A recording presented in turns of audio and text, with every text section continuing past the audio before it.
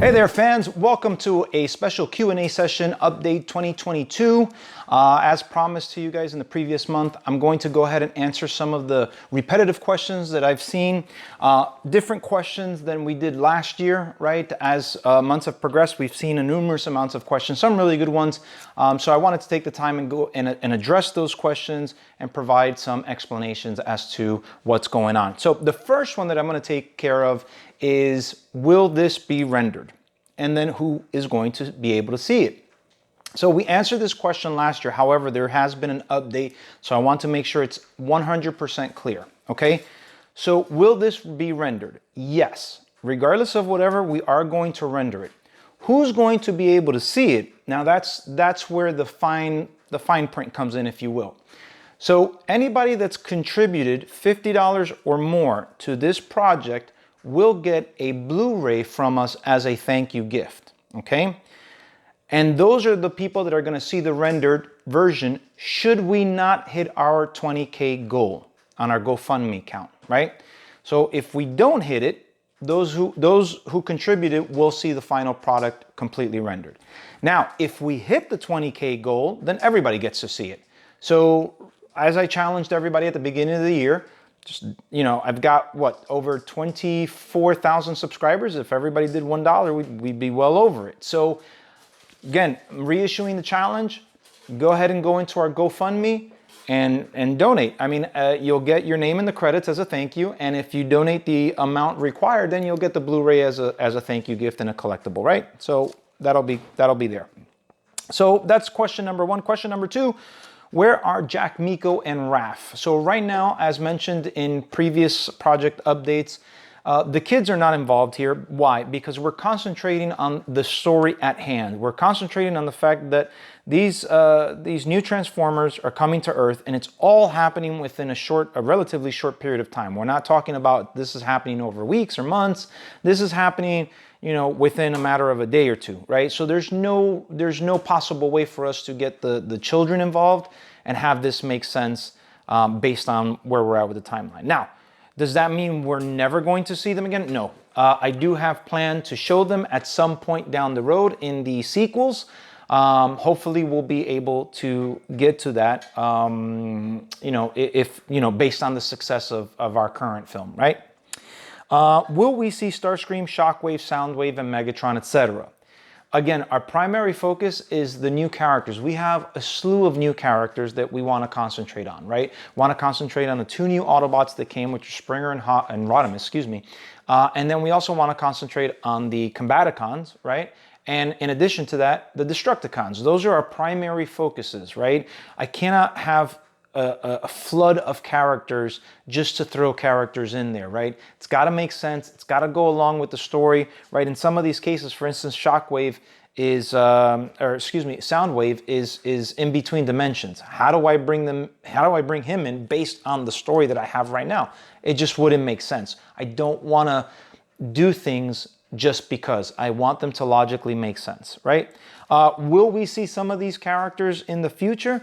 Potentially, possibly. At this juncture, my main focus is right here, right now. Now, we have announced Shockwave is going to be in the sequel film. So we have announced that.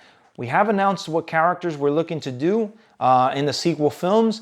If you guys are not aware of which ones they are, you can head on over to www.primeanimations.com. And what I've done is I've split up each film into its own tab. So you'll see Galvatron's Revenge, Dinobots Unleashed, and Ultimate Annihilation. And you can click on that tab and you can see the characters that are corresponding to that particular film, okay? This is a really good question. What differences have I noticed between the time I started this project to now? Okay, there's a number of things that I have noticed. I'm going to talk about from the animation perspective. Timing. Timing has been crucial. What I've done differently now, instead of just going off of the software, the playback during the software, what I've done is when I do the play blast, and I look at the video file, the output video file, I'll look at that more so to see if my timing is on point than I will off of the Blender software itself. It seems a little bit faster on the Blender software. So that's why maybe at the beginning, like scenes 1 and 2, you might see some off timing. And so I've kind of tried to really work on that as it's progressed. So what we plan on doing is once we've got everything animated as much as possible, what I'm going to go back in there is fine tweak certain things here and there. You'll see smoother maybe walk cycles, right? You'll definitely see that. It's nothing that's going to take me a very long time, but I do want to fine tweak it for the final render. And that way the people, again, who get to see this in the Blu-ray will have a very, very clean, very smooth animation as much as possible. Again, it's not going to be studio grade because they have a budget, they're getting paid, where we're doing this voluntarily and we're trying to balance out quality and quantity. All right, what drove me to make this project? My gosh, my love for Transformers, my love for Transformers Prime. I felt that the show itself had more potential. I feel like it ended on a high note, which you may think is good, but I think that there was potential for it to continue on that high note, depending on the story, of course. There was a lot of possibilities out there, and I just felt like I wanted to explore that, right? I felt like I could create my own story.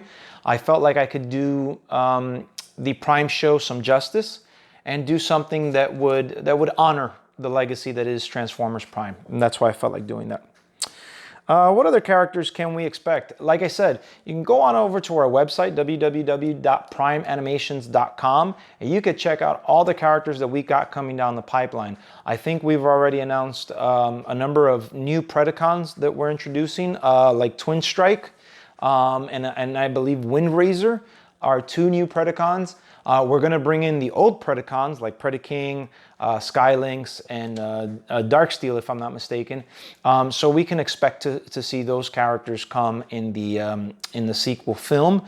Obviously, the subtitle alone, right? Dinobots Unleashed. We're going to be bringing back the Dinobots. So far, we've put out there a couple of different Dinobots, Grimlock, Swoop, and Slash. Their character sheets have been completed, so you can see those. We've got more of the other Dinobots coming. We just haven't designed them yet, but as soon as we do, we'll go ahead and post it. On the Ultimate Annihilations, we have mentioned some like Stinger, Barricade, Jetfire, Depth Charge, Air Razor. We've got more characters coming down the pipeline. I will be showing some off, hopefully in the next month or two, some new designs that we've done. So be on the lookout for that. Really good question as to why Rodimus versus Hot Rod. That's a really good question. In part, I did it because of the copyright and the name of Hasbro and all that stuff. I did do that, but I have worked it in as to why within the story. And I don't want to reveal that here because it is part of his character development. So rest assured that we are going to tackle this. I don't want to call it a discrepancy or the difference. We will acknowledge why the back and forth in our own way, apart from the legalities of Hasbro's, legal issues with the name, right? We've kind of taken that and we've integrated into a story in a way that complements our story and will further enhance our story and the character itself. So rest assured, this will be tackled and answered within the trilogy itself. And I think you guys will really like where we go with it. When will the sequel begin production? Great question. So like I've said before, we've had artists who completed their task on Galvatron's Revenge, and that's where their talent is. For example, somebody who only does 3D modeling really doesn't do character design, right? He or she is a 3D modeler. So that's the extent of their talent. So instead of having them do nothing, we've transitioned whatever person agreed to continue, transition them to doing new characters, right? So we have a number of 3D characters already done, completed. So as far as that goes, we have that. There's still more to do, right? Obviously. We have recently brought on new artists to continue modeling for us. We've also brought in some concept artists, right? Right now I do have a character or a concept artist who's working on environments, right? So I met with her. Her name's Elise from France, real nice person. I met with her last week. I discussed, the number of different environments that we're going to need for the sequel, and she already started working on one of them. So I'm super excited. I can't wait to see her finish and bring my vision to life. And then obviously we get to 3D model that out and texture it and so on and so forth. So we're already starting. I'm not gonna wait for this one to finish to then start this. I wanna get it going as we're finishing, right? The other good thing is Vicky, I think I mentioned this in our prior project update. Vicky's finishing up some minor things for me now on this current project. Once she's done here, I'm gonna meet with her so she can begin storyboarding the sequel, right? So taking my ideas, what I have up here, putting it on paper and visually, and between her and I and anybody else that we bring on board, we're gonna sit down, we're gonna start hashing this out and start working. And as soon as I'm done animating, boom, I'm gonna get right into the sequel. So it's already in production, if you will. Is there a post-credit scene? That's a great question. And yes, I think one of the things that I really enjoyed about Marvel is their post-credit scenes, right? I think they've become the king of post-credit scenes. Most people or most companies that want to intrigue and cause their audience to salivate have implemented post-credit scenes as a strategy. I love the fact that Marvel did that. I don't know if they were the originators, but they were definitely the ones who were doing it consistently, and I loved it. And so I'm not gonna change something that's successful, right? We are gonna have post-credit scenes in every step in every sequel of the trilogy. So yes, and make sure you stay beyond the credits to get to that post-credit scene, right? Last question here is, who would I bring back from the dead if I could? So here's the interesting part. We don't want to change what the show has already done. Cliffjumper's dead.